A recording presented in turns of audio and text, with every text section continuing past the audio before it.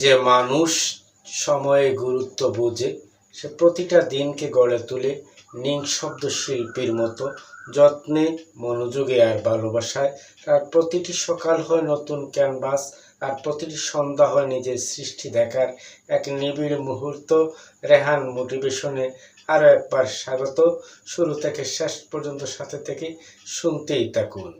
এক পলকের সুখ, জীবন জুড়েই স্মৃতি, গভীর ফোকাস সহ একটি জীবন দর্শনমূলক আলোচনা। শুনতে থাকুন। এক পলকের সুখ, জীবন জুড়েই স্মৃতি। এই ছোট্ট বাক্যটি জীবনের এক অমোঘ সত্য প্রকাশ করে। অনেক সময় কোনো মুহূর্ত মাত্র কয়েক সেকেন্ড স্থায়ী হয়, কিন্তু তার অনুভব রয়ে যায় হৃদয়ের গভীরে বছরের পর বছর। স্মৃতি কখনো সময় চায় না, শুধু অনুভব রাখে। একটি হাসি, একটুখানি ছোঁয়া, অথবা কোনো বিশেষ কারোর সঙ্গে কাটানো এক বিকেল।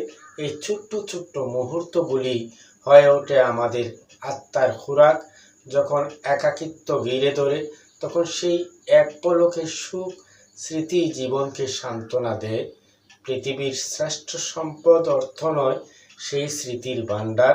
আমরা প্রতিদিন ছুটছি জীবনের লক্ষ্য পূরণের পথে, কিন্তু যখন পাছনে ফিরে তাকাই, তখন সাফল্যের তালিকা নয়, মনে পড়ে সেই মুহূর্তগুলো যেগুলো হৃদয়কে ছুঁয়ে গিয়েছিল। কারোর সুখের জল মুছে দেওয়া, কারোর সাথে নির্ভেজাল হেসে ওঠা। এমনই চিরন্তন সত্যগুলো চোখের সামনে ভেসে আসে।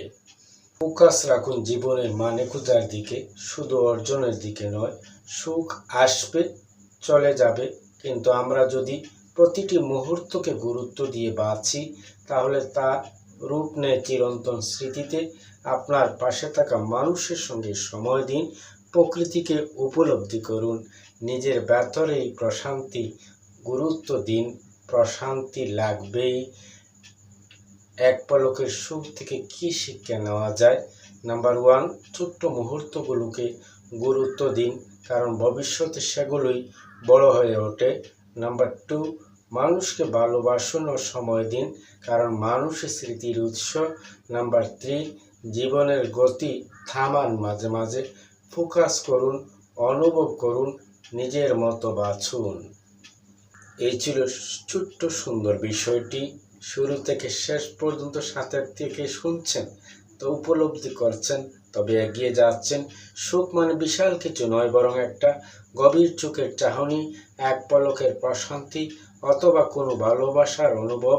আর এই ছোট্ট ছোট্ট পলকে জীবনের সবচেয়ে দামি সম্পদ হয়ে ওঠে। তাই আজকের এই মুহূর্তটাকেই মূল্য দিন, কারণ একদিন এইটুকু হয়ে উঠবে আপনার জীবনভর বয়ে বেড়ানো স্মৃতি। আজ এ পর্যন্ত। শুরু থেকে শেষ পর্যন্ত সাথে থেকে শুনছিলেন, এজন্য অসংখ্য ধন্যবাদ। আবার দেখা হবে, কথা হবে নতুন কোনো বিষয়ে। সে পর্যন্ত ভালো থাকুন, চোখ রাখুন রেহান মোটিভেশনে।